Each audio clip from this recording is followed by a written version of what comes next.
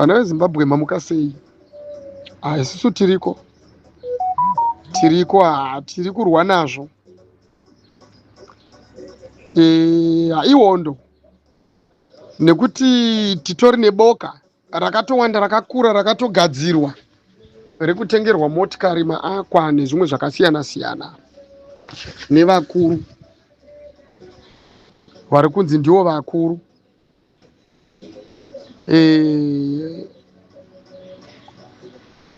Ukatarisa vanhu vakaita sana Evangelist Muparinga,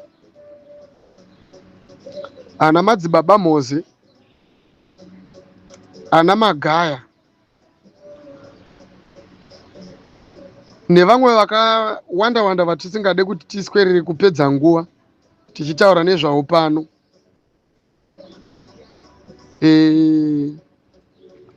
Vanhu vese vari kutungamirwa nevanhu ivavo vapinzwa muZANU PF.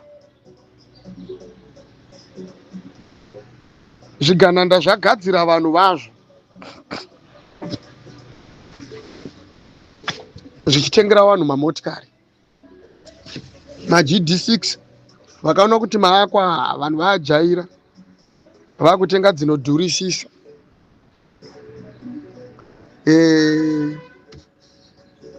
Zvanga zvitombotaurwa zvitonzi bhajeti nesisitimu iyi yakatointroducwa yekuti mota dzichazenge dzichitengerwa vanhu senzira yekuzomobiliza vanhu. Zvakatogara zvatoitwa before 2023. 2030 agenda yakatonzi yakatoplanwa before 2023 elections. Ndosaka maiona kana pa2023 elections pepe fazi yaitumwa ichiponda nekuuraya vanhu nekuita zvakasiyana siyana, pane vamwe wavo vakazosara vakuzozvisungirira. Inyaya yeZANU PF kutaura chokwadi yekuda kusimbisa vaMunangagwa kuti varambe vari pachigaro, ivo maministers achiramba achiba. Takazviona zvose zvakaitwa nana Monica Mutsvangwa, takazviona zvose zviri kutaurwa nana Christopher Mutsvangwa izvo. Kusaidhi kwavo ikoko kana vakatadza kutaura zvakanyatsokunakira isusu sevana, tinosvika pakuzovabata-bata. Saka tinombopota tichivabata tichivarega. Zvinoshamisa mapostori muprofita nembiri Madzibaba Moze okugwanzura nemapasta avo akafanana naMuparinga nevamwe vakasiyana siyana ndakatsirawo mapostori aya. Ana Ekosi vese mapostori akumbwa ese aiswa muZANU PF kune vese vari kunamata nevanhu ivavo. Munhu wese ari kuziva ari kunamatira pasangano rinenge riine akwa kana kuti GD6 yakamira yakabva kuna Chivhayo kana kuti kumusangano weZANU PF, ibvai matongoziva kuti mese manguva chaunga cheZANU PF. Vachinogura ivo ngo vachitaura vachitoti hakuna chinamato chinoparidzwa zvemusangano chozoparidzwa zvaMwari. Ende ichokwadi kuti mukaona vanhu vakudzwa zvemusangano ibvai matoziva kuti Mwari hapachisina. Chero Mwari wacho akazotaurwa nerudzi rwupi, regedzai kuzvinyengedza zvenyu. Hapana Mwari anomira mumisangano yematongerwo enyika, fanika kunyanya semusangano weZANU PF. Musangano weZANU PF uyo wakazara ropa revanhu vasina mhosva, anaita Dzamara Mo Blessing Ali, wana Bishop Masaya. Toda kunyanya kutaura vanhu vamunonyanya kuziva, vane rufu runorwadza. Izvozvi zvitinana Comrade Bombshell Nesugeza, maproperties avo akaparadzwa, praza kuchisina musha uko. Madzibaba eshanduka hachisina pekugara nevamwe vatisingagone kutaura nemazita avo nekuda kwemusangano weZANU-PF. Ndo paunonzwa munhu achiti mweya mutsvene. Hakuna mweya mutsvene wakadaro. Muri kunzwa mweya wakaipa, muri kunzwa mweya wetsvina. Hakuna mweya mutsvene wakadaro. Chero mweya yenyu iyoyo ikaponesa vanhu zvakadii, hazvishamise nekuti kana ngozi chaiyo inoprofita. Saka hazvishamise pamwe maakutoprofita nezvikwambo zveropa revanhu vari kuurayiwa nezvigananda, muchiunganidza vanhu, muchivapfekedza magemenzi, muchikanganisa vanhu vari kutsvaga kwekunamatira, vari kuda kunamata Mwari chaiye chaiye, muchivanyebera imimi nekuti muri kushandisa mazita, muchivaunganidza mumasangano, movaendesa kumusangano weZANU-PF. Ndimi mhondi dzekutanga imimi.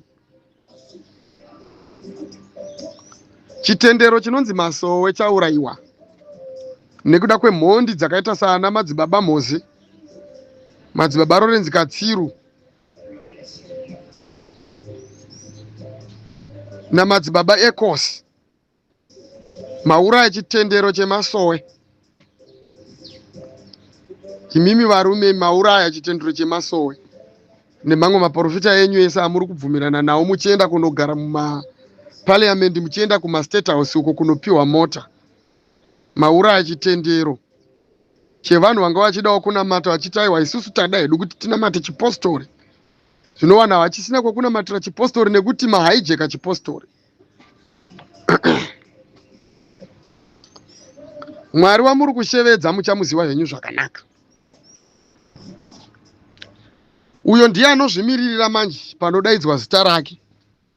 Mukaridaidza pasina, muchasangana nemakonsekwensi acho. Ende hondo yepakati penyu imimi naMwari isu hatigone kuipindira, nekuti Mwari anoziva pekunyatsobata munhu chaipo chaipo. Saka munofanirwa kuziva kuti nguva yenyu ichasvika. Chimbodhiraivhai zvenyu ma2025 yenyu nema2024 yenyu. Chimbodhiraivhai, nguva ichakwana. Nemitkumapapa imimi muri kutungamirira vanhu, muchitaura nyaya dzemusangano mumakereke nevafundisi vese, ana vanhu vekwaMutendi, ana Mutendi, makutofamba nezvikopokopo kagara zviya imimi, muchiisa vanhu mumusangano weZANU-PF, mobva mavati vari kunamata Mwari mumusangano wemhondi dzinodeura ropa, muchidhiraivha motikari dzevanhu vakambunyikidza upfumi hwenyika nenzira dzekuuraya vachideura ropa, mobva mati muri kunamata nevanhu imimi. Saka Mwari wamuri kusheedza iye achauya kuzomirira zita rake. Chinonakidza ndechekuti downfall yenyu Mwari anoda kuti itange yawitnesswa nenyika. Saka takamirira nguva yenyu. Downfall yenyu imimi iri pedyo pedyo. Satani zvaanoita, anoita kuti vanhu vatadze kuziva kana kuona zviri kuitika. Kana achida hake kuvashandisa. Saka zvinhu zvavanenge vachiitiswa naSatani vanenge vachiona kunge vanenge vakapedza. Vanotadza kuona pamwe panenge pakasarira. Chero mukashandisa zita raMwari zvakaita sei, musafungidzire kuti Mwari imimi achadzima mhosva dzeZANU-PF dzekudeura kwayakaita ropa, hondo yapera. Izvozvo hazvimbofa zvakapera. And let me tell you something vanhu. Nhau inonzi ZANU-PF ikaramba ichidedzwa munyika yeZimbabwe, kutaura chokwadi, nyika icharamba iri caged. nekuda kwezvakaitwa neZANU PF. Can you compare ZANU PF imimi ne-ANC yeku-South Africa? Ndeipi imwe nyika ine bato rinotonga yamakamboona imimi ine bato rinouraya vanhu semaurayirwo anoitwa vanhu nebato reZANU PF? Hatisi kuramba isusu kuti muZANU PF mune vanhu vakanaka, vakawandisa, vanhu vakanakisisa, asi vanhu vavanoshanda navo vanoita kuti mazita avo asatombooneke, plus mazita avo paanotaurwa hanakidze nekuda kwenyaya inonzi ZANU PF. ZANU PF yakakanganisa stereki nekuchengeta vanhu vakaita sana Munangagwa. Chionai zvino zvavazotiitira nyika. Chionai kunonoka kubatana kwevanhu, kuramba kubatana kwevanhu zviri kukonzerwa nezita rekuti ZANU PF. Vamwe vanhu vakatoora moyo, vakasviba moyo zvekuti kutaura zita rekuti ZANU PF chaiko chaiko unenge uri munhu asina kukwana. Kutaura chokwadi, kushedzera slogan yekuti pamberi neZANU PF chaiko unenge uri munhu asina kukwana nekuda kwekutadzirwa kwakaitwa vanhu. ZANU PF yakatadzira vanhu veopposition ichibva yatadzira vanhu vayo. Handiti muri kupanzwa? Kutadzira vanhu vayo, ZANU PF yakatadzira nevanhu vanonzi ndevayo. MuZANU PF mune vanhu vari kutambudzika kufanana kana kutopfuura vanhu veopposition. Maproblems ari kusangana nevanhu akangofanana. Uri kuZANU PF here kana kuti uri kuopposition, especially by now. Ndipo paunoona mumwe munhu achiti ndiri mutungamiriri weorganization, mutungamiriri wechechi, mutungamiriri wechii, uchiunganidza vanhu uchienda navo kunoita zveZANU PF. Zvinoshamisa. Munhu kana uri pastor, slogan yako iwewe as a pastor unoti hallelujah, mafollowers ako obati amen, wobva watanga kuvadzidzisa zvaMwari chete. Kana uri muZion, slogan yako iwewe yaunobvumidzwa chete iwewe kuti ubuditse mumuromo mako iwewe uchitaura nevanhu uri pamberi pevanhu, unoti rugare kwamuri. Kana ndisingakanganise ndo zvamunoita maZion, unoti rugare, zvobva zvanzi ngaruwande nevana vesangano. Zvino imimi kuZion kwenyu kana muchiti rugare, rwamuri kutaura nderwenyu chete imimi matungamiriri. Oh, kana uri madzibaba sezvakaita Mhozi kana kuti Katsiru,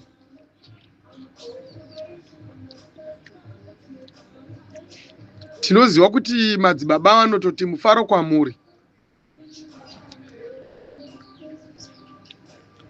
Vana vesangano vanodaira vachiti amen, kwete kuti pamberi neZANU PF.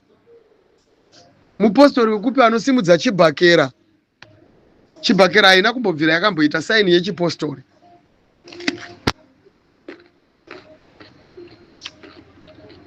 Zvamunonzwa mudhara anonzi DVD achitaura kuti sangano rapindirwa ichokwadi.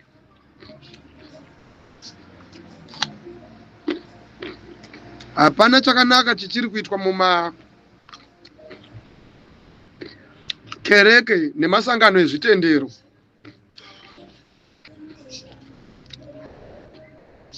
Vana veZimbabwe nyika yazoparadzwa.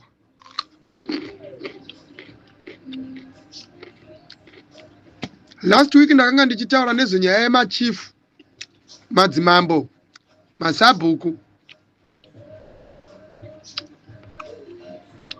kuti imimi maakutotungamirwa muchitotongwa muzvigaro zvenyu zvamunofunga kuti mune zvigaro. Imimi muri mune vanhu, muri kugara nevanhu every day.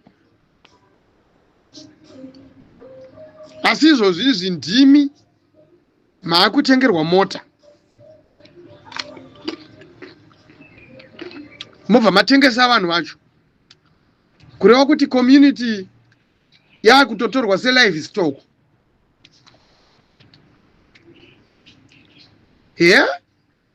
Ndo zvamakuita madzimambo nemachifu masabhuku,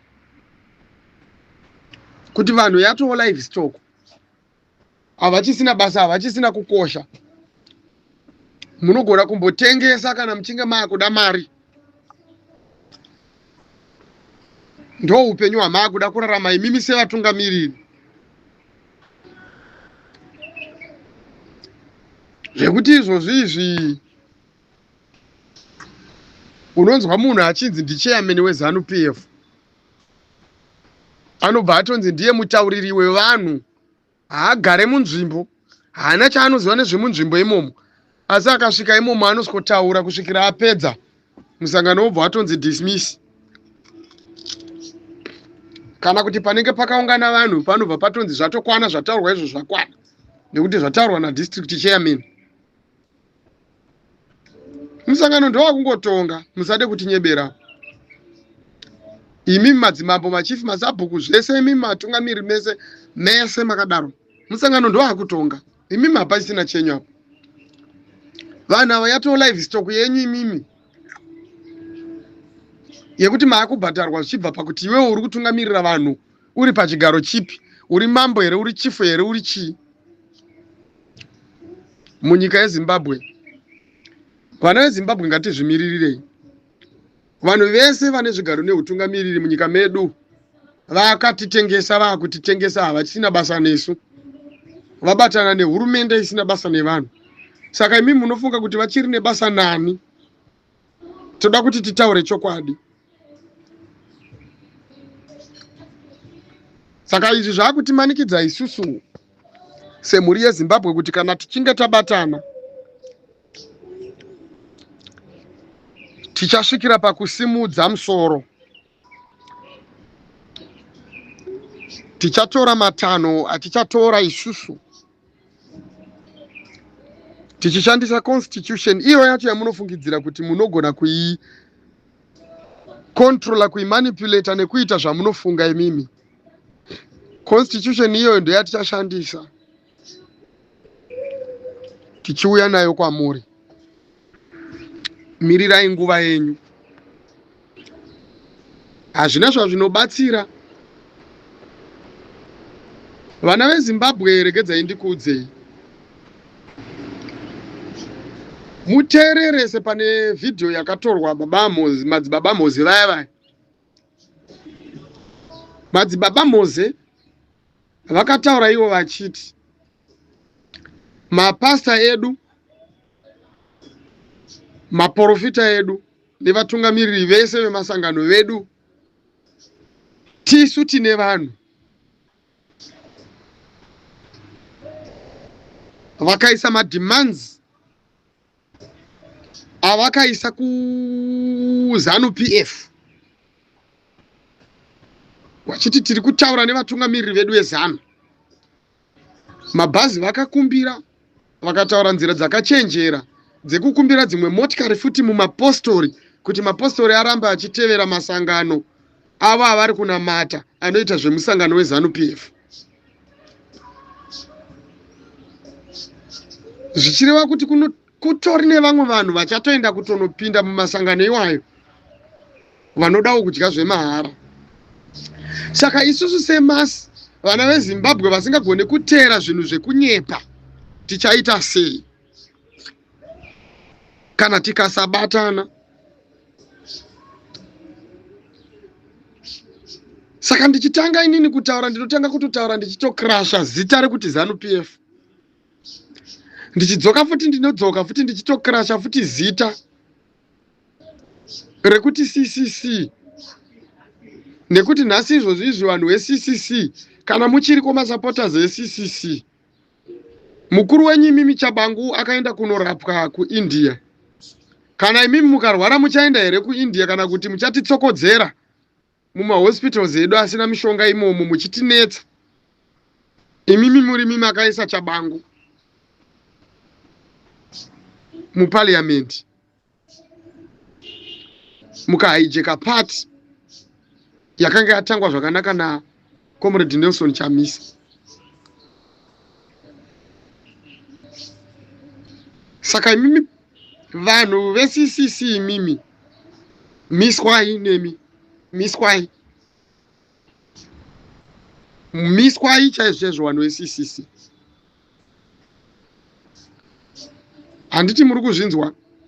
Izvozvizvo vanhu vasara vanhu vaVP Chiwenga, vanhu vaComrade Bombshell Runesi Geza nevanhu vaAdvocate Nelson Chamisa ndo vanhu vasara vanonzi maZimbabweans chaiwo chaiwo, kwete vanhu veCCC neZANU-PF neMDC.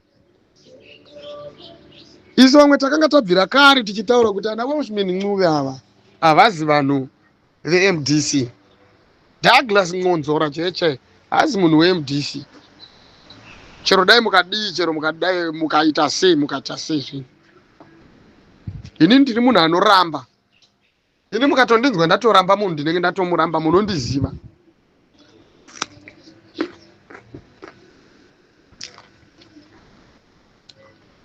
Saka izvozvo hatina vanhu veCCC. MuRevolution hatidi vanhu vanonzi ndeveCCC, hatikudei. Tangai mabva kuCCC moya kuRevolution. Ndakutokutaura hedu chokwadi nekuti muchatinetsa imimi. KuRevolution hatisi kuda vanhu veMDC, tangai mabva kuMDC mupinde kuRevolution nekuti muchatinetsa. KuRevolution hatisi kuda vanhu vanonzi ndeveZANU-PF, ibvai kuZANU-PF muye kuRevolution. Nekuti pamberi pedu isusu pane vanhu vasiri kumiririra mazita emapati. Izvozvi ndikakubvunza imimi kuti Nelson Chamisa chaiye ane pati inonzani, munondipindura imi? Izvozvi ndikakubvunzai kuti dai ranga risiri basa VP Chiwenga vari muZANU-PF, vari muZANU-PF here, munoti ndizvo here? Kune munhu anonyatsokuziva zvinhu zviri kuitika muZimbabwe angandiudza here kuti dai ranga risiri basa nechigaro VP Chiwenga vari muZANU-PF, ipi yacho ZANU-PF yamuda kutaura? Yamungandiudzewo kuti izvozvizvi tingati VP Chiwenga vari muZANU-PF, VP Chiwenga vari muRevolution. Comrade Bombshell Runesi Geza ndiye munhu akatotanga Revolution yacho, ndiye munhu akatotanga ZANU-PF yacho. Haasi muZANU-PF izvizvi, haasi muCCC. Geza haasi muZANU-PF, haasi muCCC. Geza haasi muMDC, ari muRevolution yaakauya kusikoitanga nevana veZimbabwe. Akati muchandichengeta ndimi, ndichagara pakati penyu imimi sevana, imi muchichengetawo baba venyu. Saka vatungamiriri vari pamberi pedu isusu vatinogara tichitaura nezvavo nemazita havazi mumabato. Vanhu vari kumirira chinhu chinonzi Revolution. Izvi ndazvitaurirei? Ndazvitaurira kuti vana veZimbabwe muzive musiyano wevanhu vari kuita zvemachechi nevari kuita zvematongerwo enyika. Musapfekedzwa magemenzi nemayunifomu kundotaurirwa nyaya dzematongerwo enyika. Zivai kuti kwamuri kuenda uko hakuchisiri kumachechi, hakuchisiri kumasangano, hachichisiri chitendero chamuri kuenda. Saka kana maakuzosangana nezvamuri kusangana nazvo ikoko nevaprofita venyu vaSatani ivavo, vaparidzi venyu vaSatani ivavo, musazochema muchiti Mwari Mwari, nekuti Mwari haapinde munyaya dzevanhu vanodyidzana neZANU-PF. ZANU-PF inotokweretawo Mwari, inotori nedebit to pay kudenga uko, nekuti mutemo nemurayiro waMwari vanhu mese munouziva. Mwari haabvumidze chipoka kana mutemo wekudeurwa kweropa. Saka handisi kuziva kuti vatungamiriri venyu vari kudhiraivha mota dzemaZANU PF imi muchivatera muri kuti muri kunamata zvitendero here kana kuti muri kunamata musangano weZANU PF. Zvakwamuri kuti muzvizive. Imimi vanhu vachiri kunyeberana muri pasi pemiti muchitaura tumazita twemagurupu muchiti CCC, MDC, ZANU PF. Munofanirwa kuzviziva kuti muri pasi pana Tagwirei nana Matema Danda nana Scott Sakupwanya. Musataure nezvenyaya yaVP Chiwenga, musatinyebere VP Chiwenga muvade kuZANU PF uko. Avadiwe nevakuru wenyu, endai munobvunza vakuru wenyu. Vari kutotsvaga nzira dzekuti vauraya Chiwenga. Saka kana pakutaurwa nyaya yaChiwenga chimbobvisai nyaya yezita reZANU PF. Nekuti Achiwenga kuti vakupuruvhei imimi kuti havasi kudyidzana naana Munangagwa vari kuti pamberi neZANU PF, havasi kudyidzana netimu rezvibhakera iro. Vangatokupuruvhai nekutosiya basa. Zvino handizive kuti zvikugutsei imimi vanhu muda kuti Achiwenga vabve vasiye kuva general here.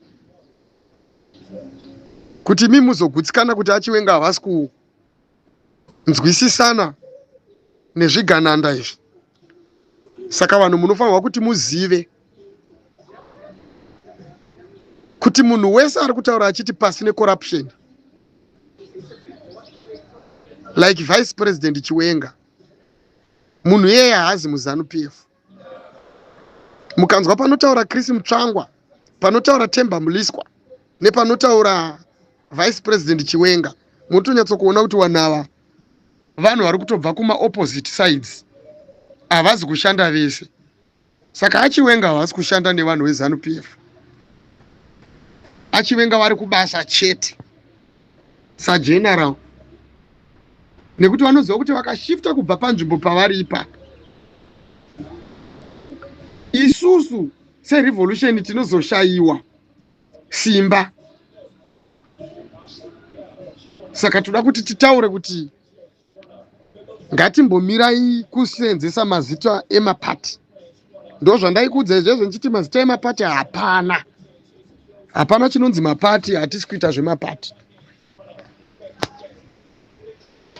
Izvozvi tikada kuti tikubvunzei imimi kuti Comrade Bombshell Runesi handichatotaure.